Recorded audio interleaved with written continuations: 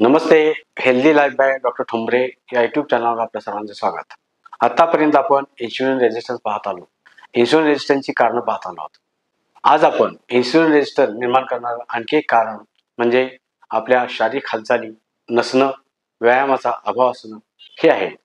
आपल्या ह्या व्यायामाच्या अभावामुळे शारीरिक व मानसिक लक्षणे निर्माण होतात. शारीरिक लक्षणामध्ये थकवा, स्नायूंची ताकद कमी होणे, वजन वाढत जाणे, हृदयविकार, बीपी, मधुमेह, पीसीओएस, कॅन्सर सारखे आजार आणि शरीरामधील एस्ट्रोजन, प्रोजेस्टेरॉन लेवल कमी होणे आणि आपल्याला जास्त गोड खाऊ वाटणं, जेवणानंतर आळस येणं व त्वचेवर तीळ निर्माण होणं, त्वचेचा रंग बदलणं, त्वचा आकसली जाणं इत्यादी लक्षणं आपल्याला दिसतात. ती शारीरिक असतात. मानसिक लक्षणामध्ये नैराश्य, चिंता, ताणतणाव, भीती, औदासीन्य, झोप न लागणे, वचन बिघडणे व आपली व्याधी प्रतिकार क्षमता कमी होणे इत्यादी लक्षणं आपल्याला ह्याच्यामुळे दिसत असतात. व्यायाम जर व्यवस्थित आपण केला तर त्याचे फायदे काय होतात ते आपण पाहूया. आपण जर एक्सरसाइज करत राहिलो तर आपले वजन नियंत्रित होते. व्यायामामुळे कॅलरीनचा वापर व्यवस्थित केला जातो. त्यामुळे हृदयरोगाचा धोका टळतो. रक्ताचं सर्क्युलेशन व्यवस्थित होतं. टाईप 2 डायबिटीस व कोलेस्ट्रॉल वाढणं इत्यादीपासून मुक्तता मिळते. त्याचबरोबर स्ट्रोक म्हणजे अर्धांगवात, कॅन्सर, अल्झायमर, बोन हेल्थ चांगली वाढते, एनर्जी चांगली येते. त्याबरोबरच आपल्याला आपण हालचाली व्यवस्थित जर केल्या, व्यवस्थित जर व्यायाम केला तर सांधेदुखी आणि आपल्या शरीरामध्ये इन्फ्लेमेशन आहे ते इन्फ्लेमेशन कमी होतं.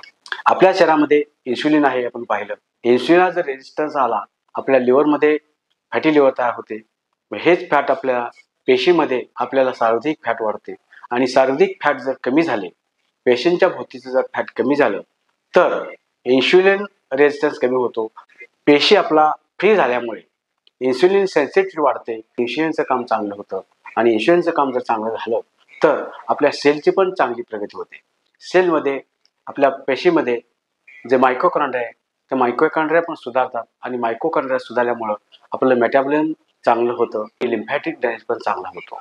अशा पद्धतीनं जर आपण व्यायाम सातत्याने करत राहिलो, व्यवस्थित योग्य मात्रेमध्ये आणि योग्य वेळी करत राहिलो तर निश्चितपणे आपल्या शरीराला फायदा होतो. आता आपण व्यायामाचे नेमके प्रकार कुठले कुठले आहेत ते पाहणार आहोत. व्यायामाचा पहिला प्रकार म्हणजे एरोबिक किंवा कार्डियाक म्हणलं जातं. तर सौम्य पद्धतीच्या हालचाली अधिक तीव्र पद्धतीच्या हालचाली यामध्ये येतात. हा व्यायाम आपल्याला कोणता आहे तो म्हणजे स्विमिंग, रनिंग, फास्ट चालणं इत्यादी व्यायाम यामध्ये येतो. हा व्यायाम आपण केल्यामुळं हृदयाची गती वाढते, श्वसनाची गती वाढते. आपल्या हृदयाची गती आणि श्वसनाच्या गतीमुळं आपल्या शरीरामध्ये ऑक्सिजन भरपूर पुरवठा केला जातो आणि हा ऑक्सिजन पुरवठा संपूर्ण स्नायूंना, पेशींना पुरवठा केला जातो आणि हा पुरवठा केल्यामुळं आपलं ब्लड सर्क्युलेशन चांगलं होतं आणि ब्लड सर्क्युलेशन चांगलं झाल्यामुळं बीपी, कोलेस्ट्रॉल आपलं नॉर्मलमध्ये राहतं. अशा पद्धतीने आपण एरोबिक्स व्यायाम आपण करायला हवा. दुसरा व्यायाम येतो तो स्ट्रेंथ व्यायाम येतो. हा स्ट्रेंथ व्यायाम आपल्याला 3 प्रकारचा असतो. तो म्हणजे अप्पर बॉडी, लोअर बॉडी आणि कोर. अप्पर बॉडी म्हणजे आपल्या हाताचा व्यायाम, लोअर बॉडीमध्ये मांडी, पिंडरा यांचा व्यायाम आणि कोर म्हणजे कमरेचे स्नायू आणि पेल्विक स्नायू यांचा व्यायाम होतो. हा व्यायाम झाल्यामुळे आपलं ब्लड सर्क्युलेशन इम्प्रूव्ह होतं. दुसरी गोष्ट म्हणजे ब्लड सर्क्युलेशन इम्प्रूव्ह झाल्यामुळं आपल्या स्नायूंना ताकद येते, स्नायूंची स्ट्रेंथ वाढते. स्ट्रेंथ वाढल्यामुळं आपल्या शरीरामध्ये कोऑर्डिनेशनला आणि आपल्याला ताकदीला निश्चितपणे त्याचा उपयोग होत असतो. दुसरी गोष्ट म्हणजे आपण बघणार आहे तो म्हणजे फ्लेक्झिबिलिटी.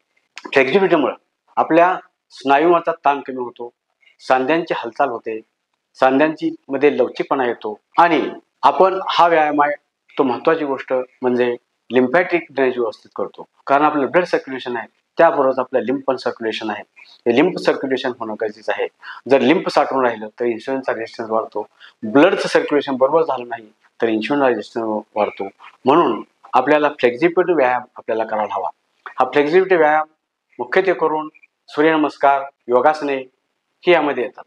तर आपण हा 3 प्रकारचा व्यायाम पाहिला तर कमीत कमी आठवड्यातून आपल्याला स्ट्रेंथचा व्यायाम 3 दिवस, फ्लेक्झिबिलिटीचा व्यायाम 2 दिवस आणि एरोबिक्स किंवा कार्डियाक व्यायाम हा 1 दिवस करायला हवा.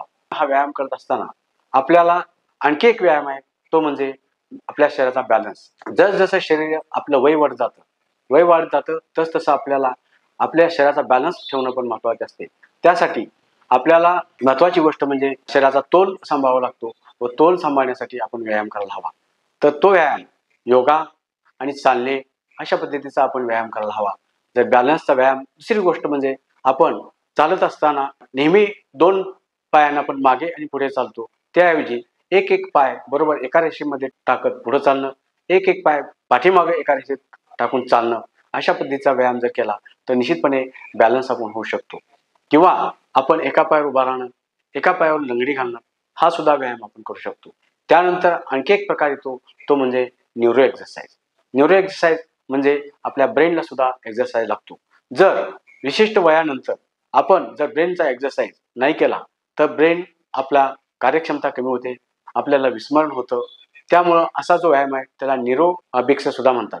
हा व्यायाम आपण करत असताना महत्त्वाची गोष्ट म्हणजे यासाठी प्राणायाम, कपालभाती इत्यादी व्यायाम करायला हवेत.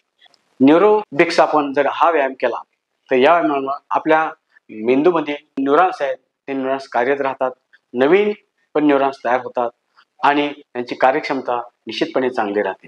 त्यासाठी आपल्याला हा पण व्यायाम करायला हवा. न्यूरो जनरेशन आपलं चांगलं जर झालं तर आपल्याला मरेपर्यंत आपली चांगली बुद्धी राहते आणि विस्मरण होत नाही आणि आपण चांगले कार्यक्षम राहू शकतो. मनुष्य प्राणी हा आईच्या गर्भामध्ये असतो त्यावेळेस सुद्धा त्याची हालचाल चालू असते आणि बाळंतपणानंतर सुद्धा जर हालचाली नाही झाल्या, मुवमेंट्स नाही केल्या तर बाळाची प्रगती होऊ शकत नाही. त्या पद्धतीनेच आपण आयुष्यभर चांगल्या हालचाली करणं, चांगले विचार करणं आणि एक्सरसाइज करत राहणं. व्यायामाचा आणखी एक फायदा म्हणजे व्यायामामुळं आपल्या शरीरामध्ये नायट्रिक ऑक्साईड रिलीज होतं. हे नायट्रिक ऑक्साईड रिलीज झाल्यामुळं आपल्या रक्तवाहिन्या मोठ्या होतात, सर्क्युलेशन इम्प्रूव्ह होतं आणि सर्वच अवयवांना आपल्या रक्ताचा पुरवठा केला जातो. सगळ्यात महत्त्वाची गोष्ट म्हणजे नायट्रिक ऑक्साईड कुठल्याही आहारातून आपल्याला मिळत नाही, फक्त आणि फक्त व्यायामामुळेच मिळतं. त्यामुळं आपण व्यायाम करत राहणं महत्त्वाची गोष्ट आहे. व्याधीमुक्त जीवनासाठी व्यायाम हा आपल्या जीवनाचा अविभाज्य घटक म्हणून आपण करत राहू. हा व्हिडिओ आपल्याला आवडला असेल तर लाईक करा. तुम्हाला काही शंका असतील तर कमेंट बॉक्समध्ये कमेंट टाका आणि असेच व्हिडिओ पाहण्यासाठी आमचे चॅनल सबस्क्राईब करा. धन्यवाद.